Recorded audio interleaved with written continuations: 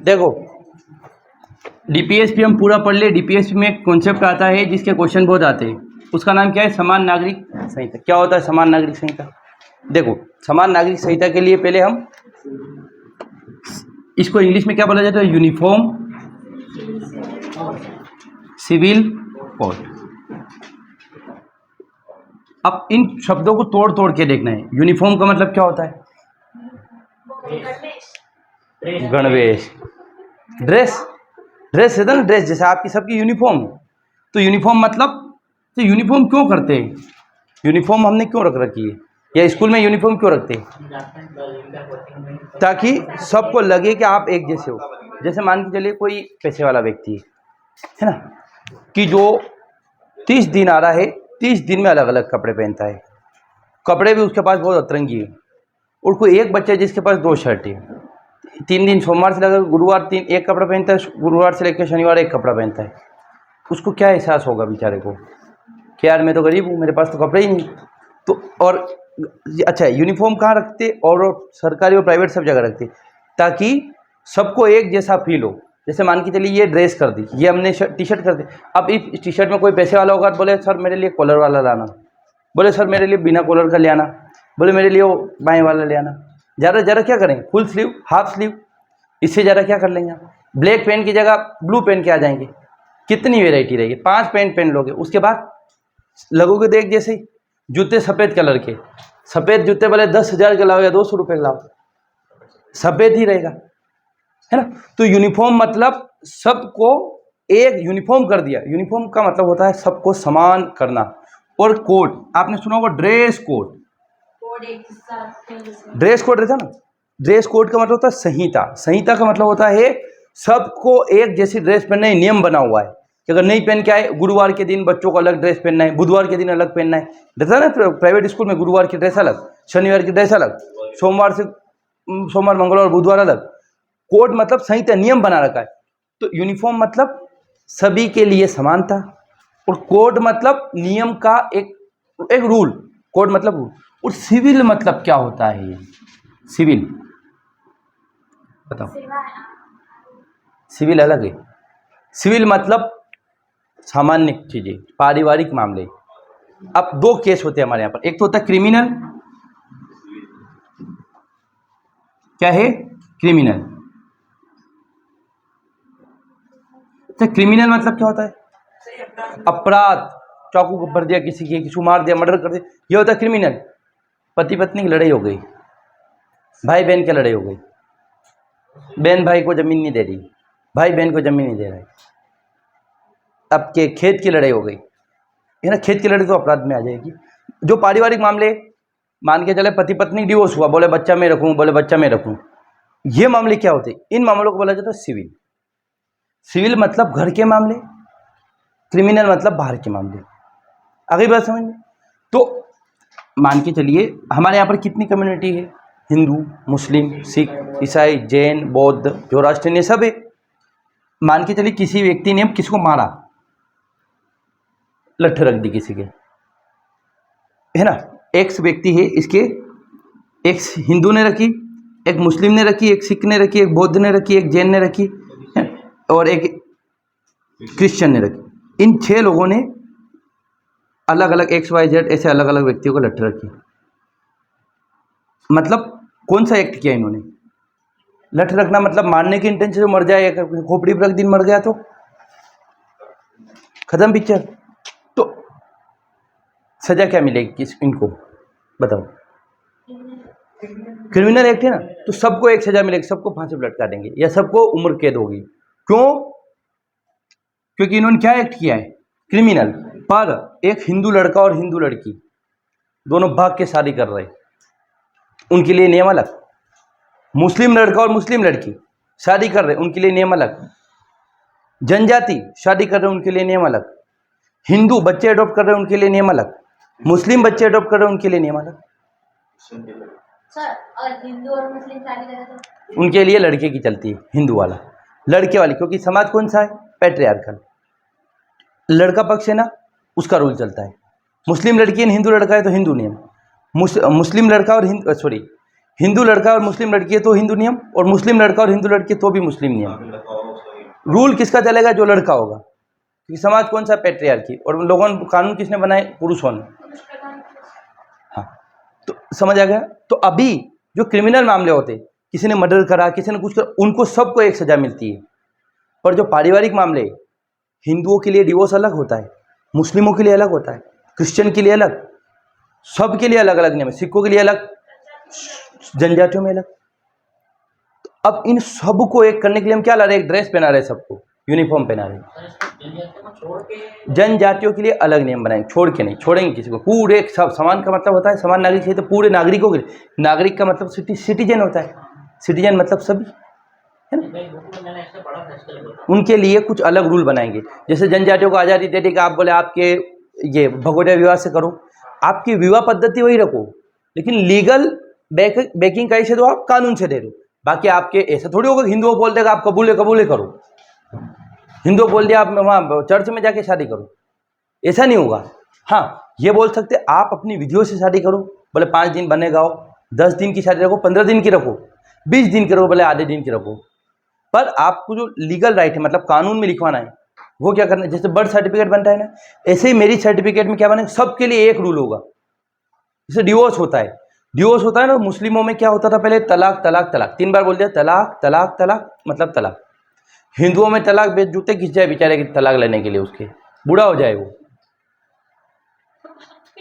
तो भी नहीं हो, है ना। अब हिंदुओं में शादी करना है तो अलग नियम है। हिंदुओं में ऐसा करो, कुबूले कुबूले करवाते क्या? नहीं कराते ना। अब अपने सिखों में अलग प्रकार से शादी होती। तो अच्छा, समान नागरिक संहिता का मतलब क्या होता है? एब्सोल्यूट समानता नहीं, ये भी बता दूंगा। मतलब मैंने बोल दिया सबको समानता रखेंगे, सबको एक्सेल साइज के टी शर्ट दे दिए, पहनोगे बेचारे ढीले ढाले लगे। तो जिसकी जो साइज है वो शर्ट, मतलब जनजाति अपने हिसाब से शादी कर रहे, मतलब परंपरागत रूप से, तो वो शादी करें आप। वो नोतरा कर रहे, जो मन पड़े वो करो। हिंदू अपने हिसाब से कर रहे, जिमा रहे नहीं जिमा रहे, किसको बुला रहे, उसमें इंटरफेरेंस नहीं करेगा राज्य। आई बात समझ? हर चीज में आपके इंटरफेरेंस नहीं करेगा, लेकिन जो बेसिक कानून है, जैसे हमने क्या बोल दिया है कि आप पढ़ाई करो, मैंने बेसिक बता दिया कि आपको कम से कम 6 घंटे पढ़ना है। अब वो आप अपने हिसाब से मॉडिफाई कर लो, जिसको लगना होगा वो 8 घंटे पढ़ेगा, जिसको नहीं लगना होगा 1 घंटे पढ़ेगा। बेसिक बता, सरकार एक बेसिक कानून बना देगी। क्या लगता है आपको आ सकता है? आ पाएगा? अभी कल ही न्यूज में आया था, पहला राज्य इसका कौन? पहले तो गोवा था, उत्तराखंड, गुजरात भी बन गया, गुजरात भी बन गया, और चंडीगढ़ ने भी कर दिया है। शायद मुझे लगता है। अच्छा, और एक और बात, अभी न्यूज में आया था और ये क्वेश्चन आ सकता है कि भारत का 7वां सबसे साक्षर राज्य कौन सा बना? उत्तराखंड। 98% लोग साक्षर हो गए ना। कल ही पेपर में आया था, तो पेपर देखा करो। पेपर इसलिए मंगा रखे, पैसे लगते हैं इसके, फ्री में थोड़ी आता है। तो देखो, इसको देखने के लिए मंगाया है ना, कोई नहीं पढ़ता है, ये पढ़ते बस आके। हाँ, तो हिंदी सुधरेगी आपकी, पता चला मात्रा कहाँ से कौन सी लगाते हैं, है ना। तो हम ये बताएं आपको कि समान नागरिक संहिता, समान का मतलब क्या होता है? सभी को इक्वल रखेंगे, समानता रखेंगे। सिविल का मतलब नागरिक, लोग, सामाजिक मामले, और कोड मतलब एक book of rules and regulations, एक नियमों की किताब। आ गई बात समझ में? अब हम इसको डिटेल से देखो, उसको समान नागरिक संहिता क्या लिख रखा है। अच्छा, इसके बारे में संविधान में मेंशन क्या कर रखा है? आर्टिकल 40 है ना, 44 कहाँ कर रखा है? आर्टिकल 44। अच्छा, ये क्वेश्चन है ना, मेंस में आ सकते हैं, 10 नंबर का, ये विशेष कर याद रखे, आप लिखना अपने हिसाब से। आर्टिकल 44 में किसके बारे में बात की गई है? Uniform civil code. किसकी बात की गई? अच्छा, इसका पहला राज्य कौन सा लागू करने वाला? गोवा। लिखेंगे आप, ये क्वेश्चन आता है प्री में। पहला राज्य गोवा, 1967 ही है शायद, या 67 है। और दूसरा राज्य कौन सा है?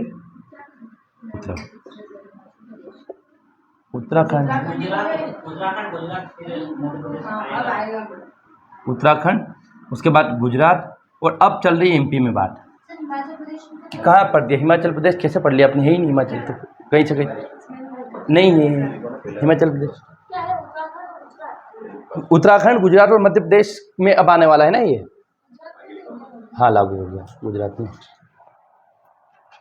तो बोले हम ऐसा करेंगे, मुसलमानों को भी बोल देंगे आप भी फेरे लेंगे, म्यूजिकल फेरे। ऐसा नहीं होगा, मुसलमानों को अपने हिसाब से करेंगे। हिंदू अपने, आपके पर्सनल जो मान्यताएं हैं वो आप खुद माने, पर जो सरकार के सामने ना सब बराबर होंगे। पहले सरकार के सामने जैसे हिंदुओं को शादी करना है तो हिंदू मैरिज एक्ट होता था, है ना, हिंदू विवाह अधिनियम, मुसलमान के लिए मुस्लिम प्रोटेक्शन लॉ, है ना। अच्छा, और एक और बात बता दूं मैं आपको, सरकार की नज़र में हिंदू का मतलब या संविधान की नज़र में हिंदू का मतलब क्या होता है पता है?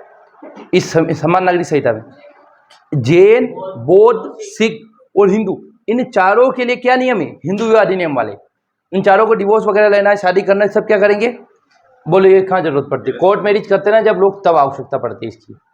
लीगल बैकिंग क्या है, किस आधार पर? तो ये तो बोले इससे अच्छा होगा क्या? अच्छा तो हो ही जाएगा, पर बहुत सारे, एक और बात है, बहुत सारे धर्म वाले लोग बोलेंगे, मुल्ला जी बोल देंगे, बोले आप हमारे धर्म में इंटरफेरेंस कर रहे हो, हमें धार्मिक स्वतंत्रता का अधिकार मिला, तो फिर सरकार क्या करेगी? सरकार बोलेगी कि आप अपने हिसाब से शादी करो, हमें कोई दिक्कत नहीं है, बस ये नियम है, ये फॉलो कर रहे हैं आप। जैसे ऐसा तो बहुत बार हुआ नहीं कि एक नियम बना दिया सरकार ने, जैसे बहुत सारे रूल बनाती है यार गवर्नमेंट, क्या अब क्या कर दिया, बच्चों को फीस लेती है, आंसर की क्लेम करने के 50 रुपये लगते हैं, किसी के 150 रुपये लगते है ना, एक क्वेश्चन की। गरीब हो न अमीर हो सबको देना ही। अब एग्जाम फॉर्म के सरकार ने क्या कर दिया, सबके लिए फीस तो रखी, पर जनरल के लिए ज़्यादा रख दी, ओबीसी के लिए कम रख दी, एससी के लिए कम रख दी, एसटी के लिए कम रख दी, महिला के लिए कम रख दी। सबको फीस देना ही है, लेकिन जितनी उनकी वो है अपनी सामाजिक कंडीशन, उस हिसाब से उनको फीस दे दी। सेम ऐसे ही समान नागरिक संहिता में सरकार क्या करेगी, आप अपने हिसाब से शादी करें, जो भी करें, पर कानूनी रूप से आप लिखवा दें। और आपको लगता है कानूनी रूप से लिखवाते लोग मैरिज सर्टिफिकेट कितना बनवाते, कितने लोग मैरिज को रजिस्टर करवाते? अभी ट्रांसफ़र हुए किसमें? स्कूल शिक्षा विभाग में, है ना, स्कूल में मतलब ट्रांसफ़र हुए, एक नियम आ गया कि आपको मैरिज सर्टिफिकेट भी लगाना, अगर दोनों पति पत्नी को एक जगह रहना है स्कूल में तो मैरिज सर्टिफिकेट लगाओ। धरना कर दिया टीचर ने, मेरे बोले मैरिज सर्टिफिकेट तो है नहीं गाँव में, किसने बना रखा है मैरिज सर्टिफिकेट? चलो हो सकता है आजकल लोग हो तो और बनाए मैरिज सर्टिफिकेट, पुराने ज़माने में कौन बना, और आजकल भी नहीं बनाते लोग, ऑलमोस्ट जो बहुत एडवांस लोग हैं, शहर में रह रहे हैं या पढ़े लिखे नौकरी में है, वो बनाते मैरिज सर्टिफिकेट। बाकी मैरिज सर्टिफिकेट क्या फोटो लग रहा है, वो एल्बम है मांडा की, ये बोलते।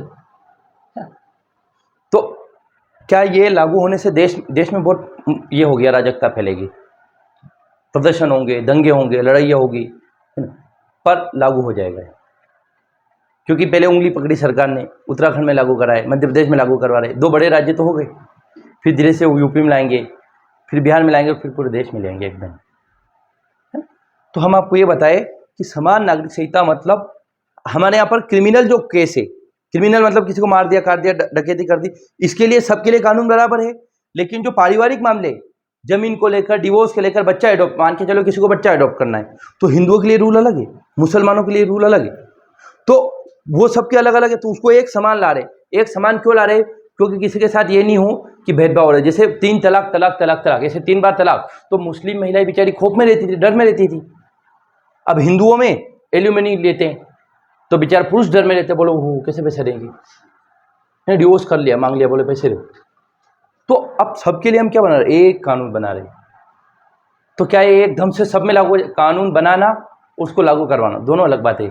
अस्पष्टता का अंत हमने कर दिया है आर्टिकल 17 में, 1950 में ही, लेकिन कितनी हुई आप जानते?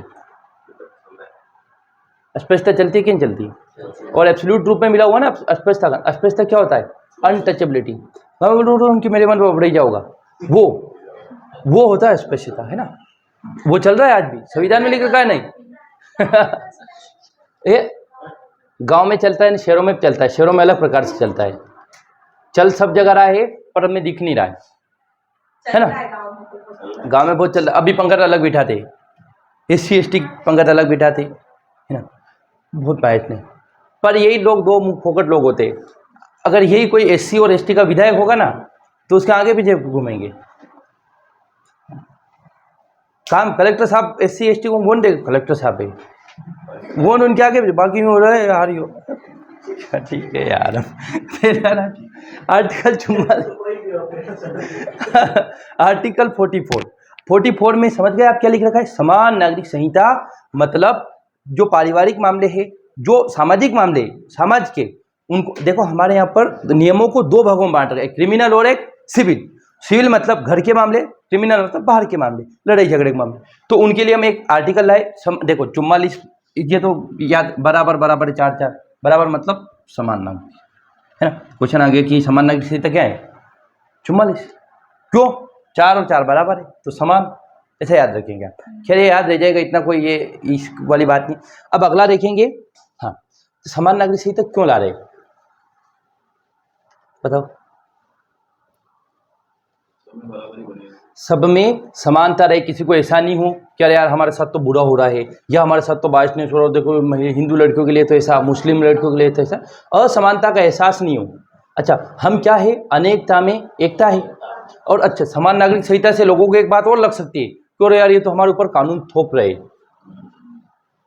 मैं बोल दूं कल से कि आपको टी शर्ट ही पहन के आना, आपको एक मन तो ये हो सकता है अरे यार अच्छा लगे हम टी शर्ट पहन के, और एक ये हो सकता है कि सर हमें रोक रहे हैं कि अच्छे कपड़े पहनने से, हम अच्छे कपड़े पहन के आते हैं, सर बोल रहे हैं कि टी शर्ट पहन के आओ, ये भी सोच सकते हैं ना। तो समान नागरिक संहिता लाने का इंटेंशन गवर्नमेंट का अच्छा रहता है, या अच्छा संविधान निर्माताओं ने लिख रखा है अच्छे के लिए लिख रखा है, पर लोग ये भी सोच लेंगे और लोग यही सोचेंगे कि हमारे ऊपर कानून थोप रही है सरकार, बीजेपी की सरकार कानून थोप रही है हमारे ऊपर, है ना। जो नहीं जानता है, और 90% क्या 95% लोग ऐसे जो नहीं जानते।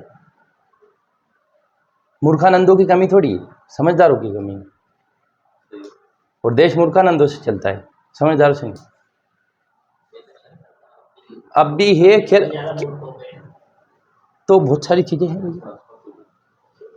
हाँ, तो समान नागरिक संहिता हम जो अल्पसंख्यक है, अल्पसंख्यक मतलब माइनॉरिटीज, जैसे अल्पसंख्यक यहाँ इस क्लास में अल्पसंख्यक लड़के 4 लड़के 6 लड़कियां, मतलब कम ही। अब एक ऐसा नियम बना दो कि, क्या रूल बना दिया कि सोमवार के दिन लड़कियां व्रत रहती है तो छुट्टी रहेगी उस दिन। ये अब तो बेचारा लड़कों के ऊपर थोप दिया, बोले सर हम मंगलवार को रहते हैं, हमारा क्या।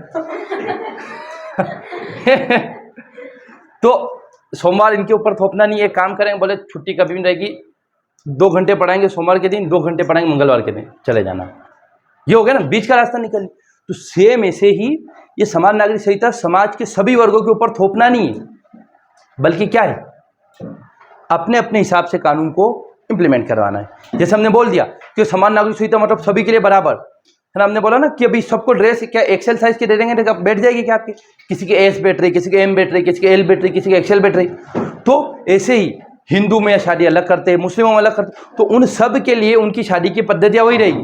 जैसे मुसलमानों में पद्धति वही रहेगी कि मस्जिद में जाएंगे, कबूले कबूले करेंगे, उनको जो भी कराएं। हिंदुओं में वही है, फेरे फरेंगे नहीं, ये वो सब है। सिखों में वही है।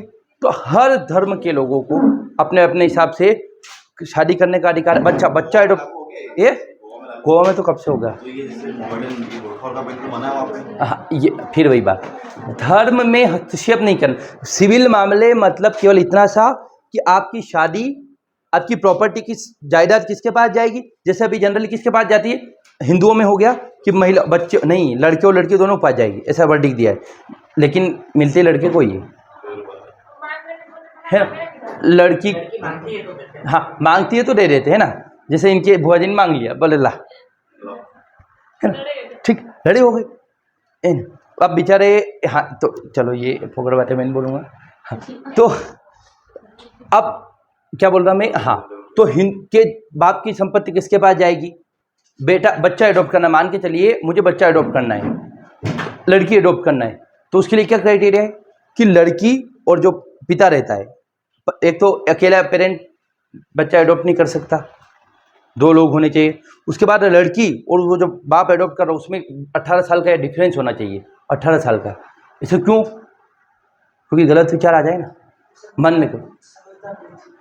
हाँ, और खैर वो तो कंसर्न लेनी पड़ती है, जैसे आप मान के कहीं आश्रम से ला रहे हैं, किसी माँ बाप से ला रहे हैं, है ना। इतना डिस्टेंस क्यों, क्योंकि समाज कितना खराब है आप जानते हैं। अभी एक लड़की ने अपनी माँ को मार दिया, देखा आपने न्यूज़ में, काहे के लिए, नौकरी के लिए। प्रॉपर्टी के लिए अलग है, नौकरी के लिए अलग है। नौकरी के मम्मी मर जाएगी तो मुझे ये मिल जाएगा, क्या मिल जाएगा, अनुकंपा नियुक्ति मिल जाएगी। और उस लड़के से तो अच्छी उसकी मम्मी लग रही। लोगों ने कमेंट करे, बोले जलती थी अपनी माँ से। तो ऐसे भी बच्चे होते। और क्या कर रही है, एलएलबी कर रही, वो वकील साहब थी, वो कानून जानती थी इसीलिए तो ये तो हाँ। अब हिंदुओं में जैसे हमने बताया ना कि 18 साल का डिफरेंस होना चाहिए एज में, सेम ऐसे मुस्लिमों में अडॉप्ट करने के लिए अलग नियम है, हिंदुओं में डिवोर्स के लिए अलग नियम। उन सबको एक सबकी सहमति के बाद होगा। ये ऐसा नहीं होगा कि हमने थोप दिया किसी पे, मैंने बोल दिया कल से क्लास सुबह 6 बजे लगेगी, ऐसा नहीं होता है। आपसे पूछा, बोले 8 बजे से हो जाएगी। स्वयं ऐसे ही अभी आपने देखा होगा, कॉलेज में भी आया होगा आपके कि बोले समान नागरिक संहिता पे अपने विचार रखो। ये न्यूज़ में भी आ रहा था, समान नागरिक संहिता पे सरकार को बोलो कि क्या सोचते हैं आप, पर लोग सोचते ही नहीं, क्या बोलेंगे।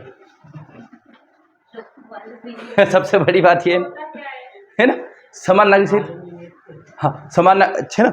अब जैसे अंकित तैयारी कर, उसके बाद भी इन्होंने क्या बोल दिया, बुर्खा बंद नहीं करा उनका।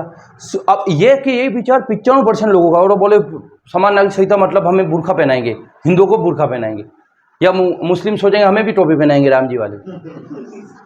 ऐसा थोड़ी होता है। अरे आप बुर्खा पहनो, आप और तिलक लगाओ, आप कुछ भी करो, वो आपके धार्मिक पर्सनल मामला है। धार्मिक स्वतंत्रता का भी तो अधिकार है। बाद में बताऊंगा, ये मुद्दा अलग है। हाँ नहीं, ये हुआ था कि आर्टिकल 29 पढ़ा आपने, वीडियो देखे हो?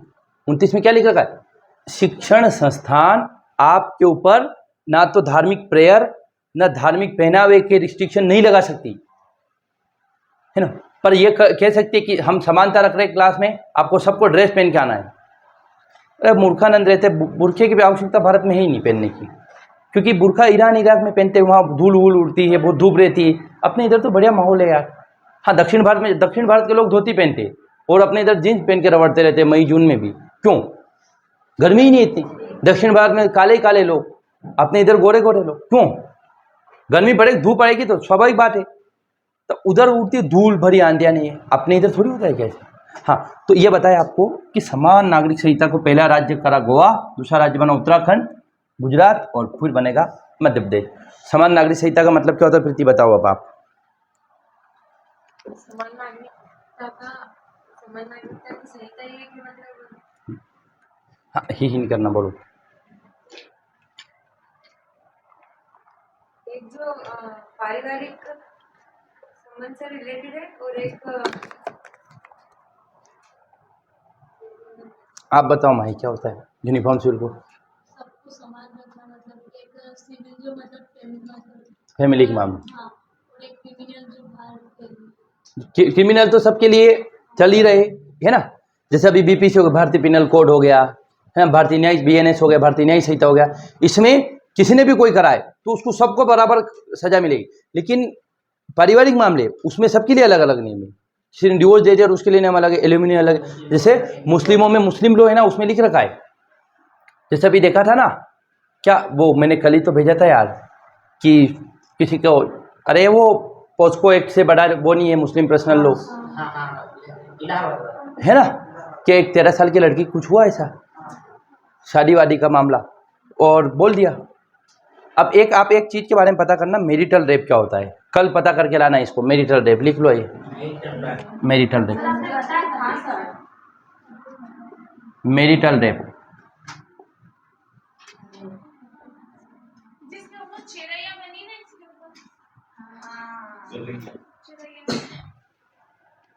मैरिटल रेप का मतलब क्या होता है,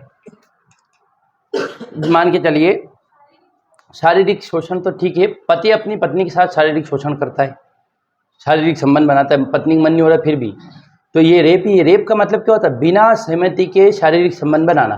प्रेम और रेप में इतना ही फर्क है कि अगर दो लोग सहमति से संबंध बना रहे हैं वो प्रेम है, और अगर जबरदस्ती बना रहे तो वो शोषण है।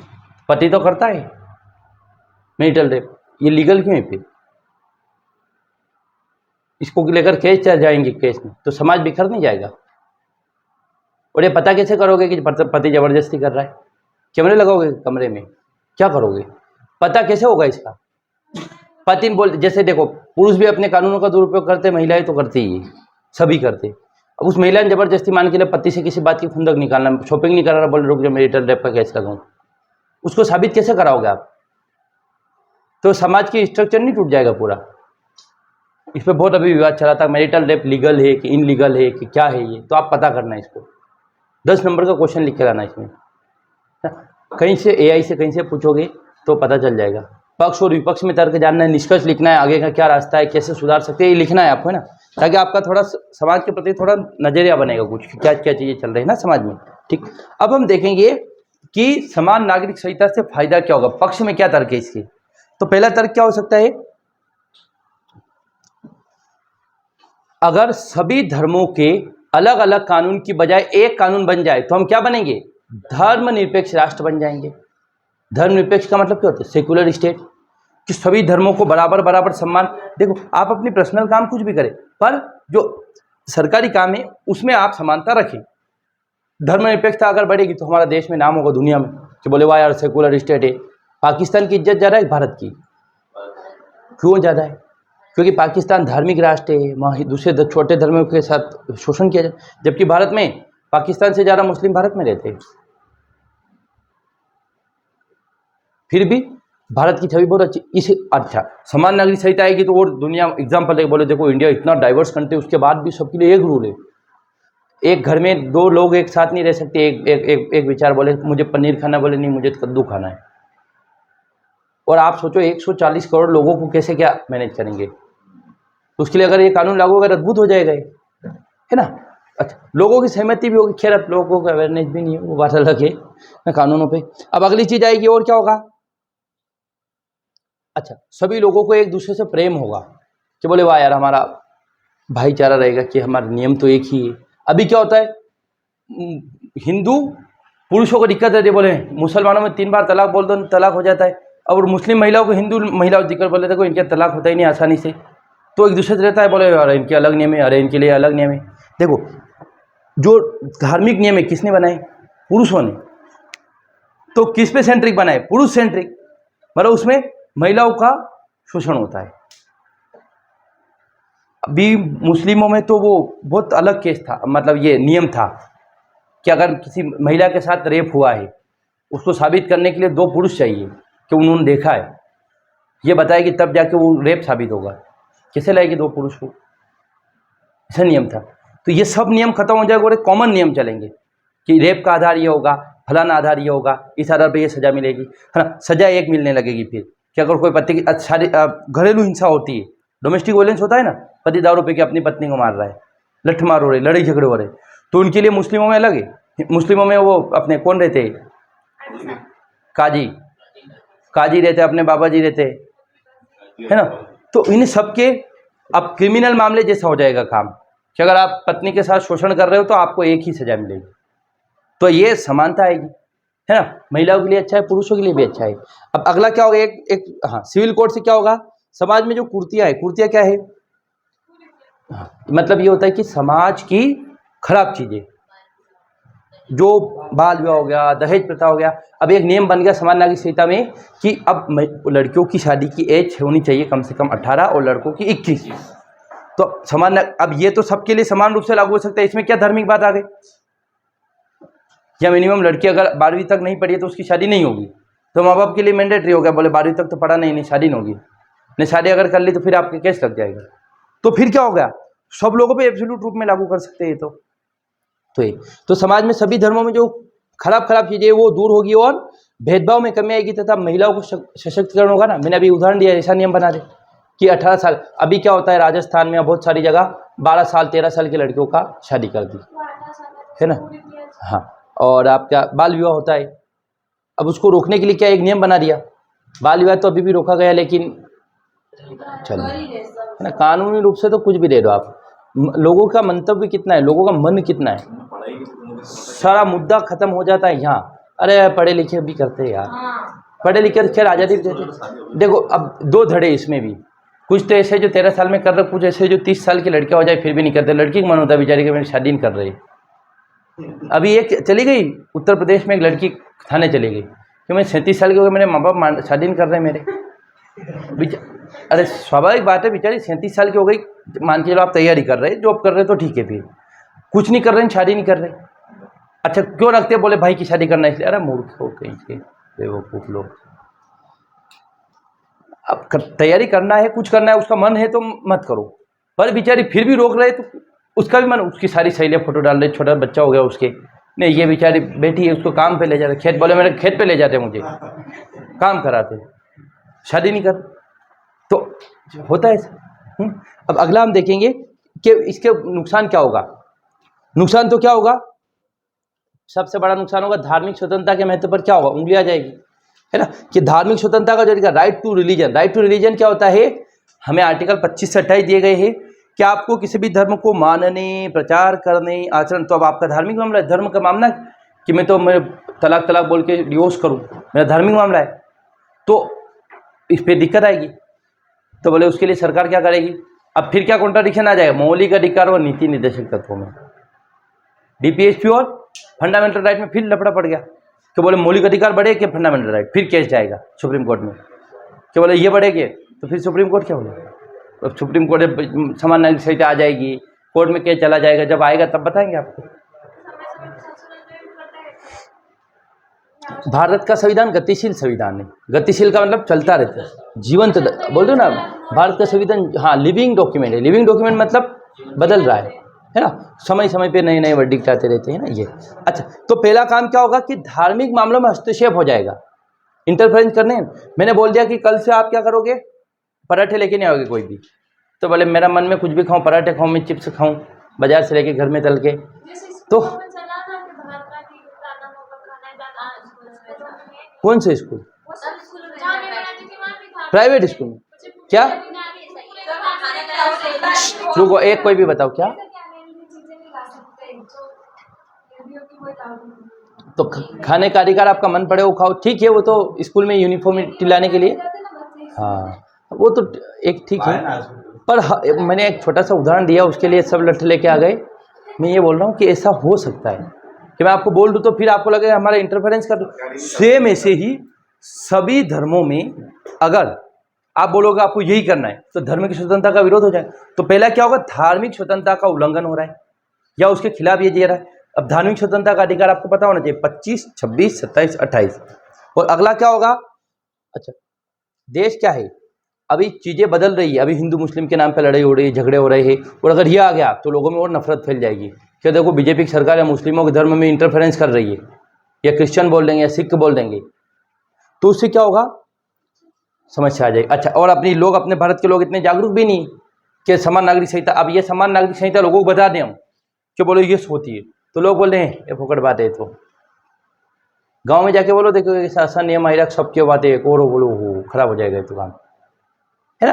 तो अभी देश इतना एडवांस भी नहीं हुआ है, लोग इतने पढ़े लिखे भी नहीं, तो जब पढ़े लिखे हो जाएंगे, जब इतने सक्षम हो जाएंगे, सब समझने लगे, तब आपका कितने 15 लोगों ने जान लिया है, आप 15 लोगों ने जान लिया समान नागरिक संहिता, यही 1500 लोग जानते, 15,000 लोग जानते, पूरा गांव जानता, पूरे गांव में एक कैंपेन हो रहा है, बोले समान नागरिक संहिता ये होता है, फिर लोगों को पता रहेगा।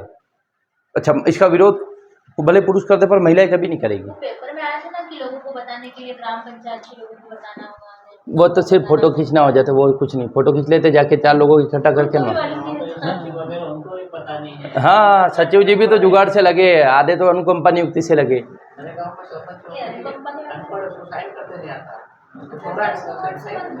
सरपंच तो वोट से बन रहा है ना, वो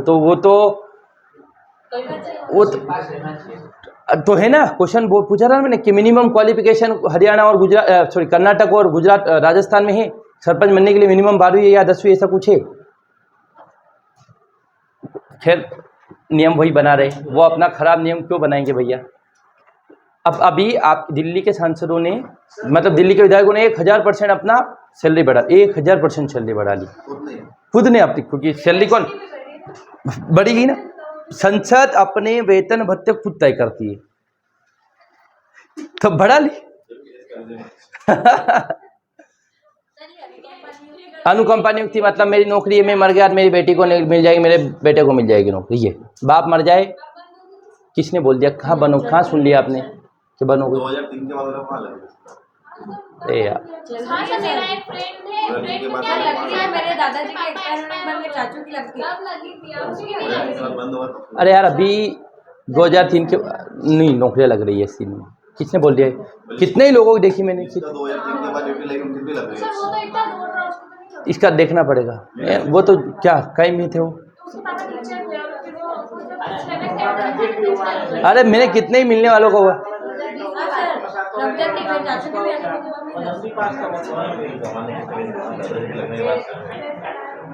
हाँ तो ये देखना पड़ेगा कि 2003 के बाद लग रही कि लग रही, देखना पड़ेगा, है ना।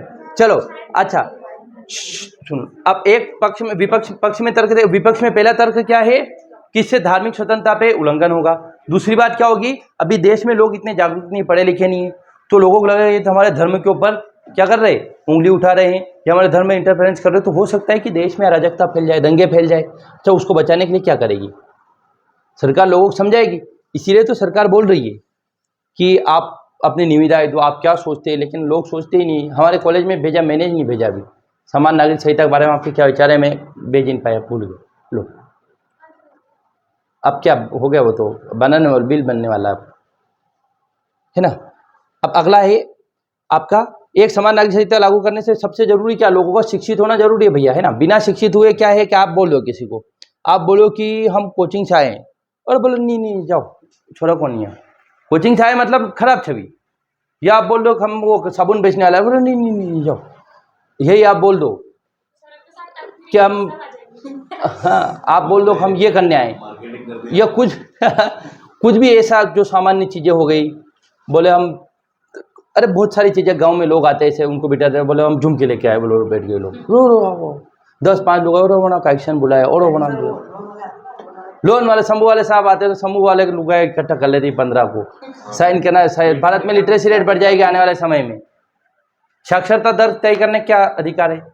साइन करना आना चाहिए, पढ़ना आना चाहिए। साइन करना तो समूह वाले ने सबको सिखा दिया है। साइन नहीं करो तो आपको पैसे नहीं मिले। वो समूह मतलब शंभू बोलते हैं गाँव में, है ना। हाँ, समूह लोग। शंभू वाला साहब आ गया, शंभू वाला साहब बोल दिया, शंभू वाला साहब आ जाए तो भी अच्छा। बेचारे जो समूह वाले चले जाए ना, फॉर्मल ड्रेस पहन के ना, अच्छे जूते पहन के, साफ यहाँ कोई को नहीं, जाओ। पैसे लोन लेने आ रहे, किस्त लेने आ रहे हो, किस्त तो लोगों के पास है नहीं, पैसा ले लिया। अच्छा, ये होगा। अब इसका निष्कर्ष क्या निकाले हम कि अच्छा है कि खराब है? तो क्या लगता है आपको? अच्छी चीज़ है, आना चाहिए ताकि समाज में यूनिफॉर्मिटी बनी रहे, लोग अच्छा रहे। जैसे आपके ड्रेस करती तो कितना अच्छा लगता है, वीडियो को वाह यार सब एक जैसे। तो समाज में भी अगर ऐसे कैसे हैं, हाँ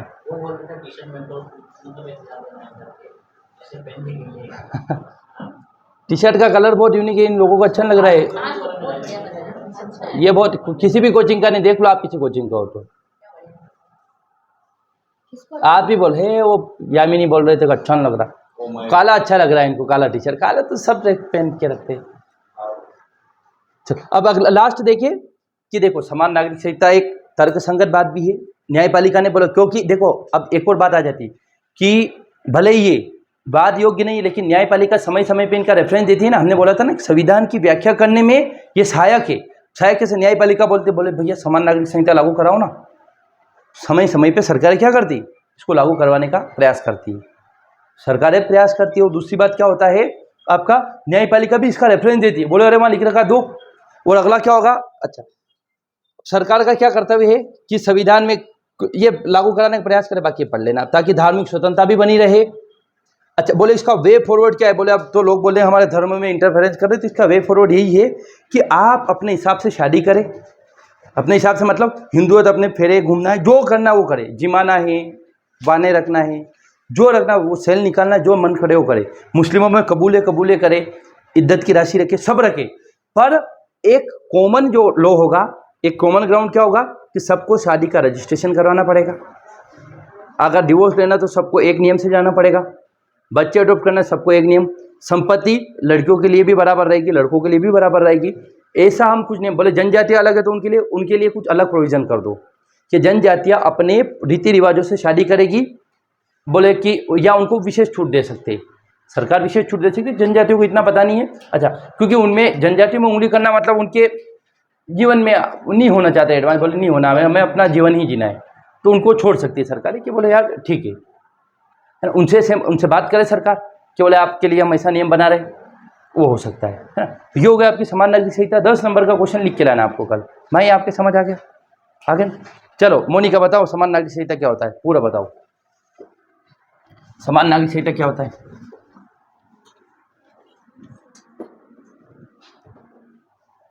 हैं?